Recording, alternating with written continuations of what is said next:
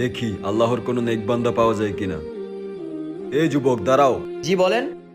এই নাও, এটা হচ্ছে জায়নামাজের টুপি আর এটা হচ্ছে টাকার গাছ, যে গাছে সবসময় টাকা ধরে। এই দুইটা থেকে তুমি কোনটা নিবে? কি গাছে আবার টাকা ধরে নাকি? বিশ্বাস না হলে এখানে দেখো। আরে আসলেই তো হুজুর, আমি টাকার গাছ দিব। মূর্খ বালক।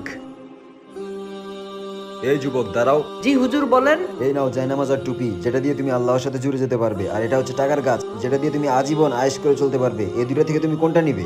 আরে কি কোন, আপনি কি পাগল হইছেন? টাকার আবার গাছ হয় নাকি? বিশ্বাস হচ্ছে না তোমার? এই দেখো।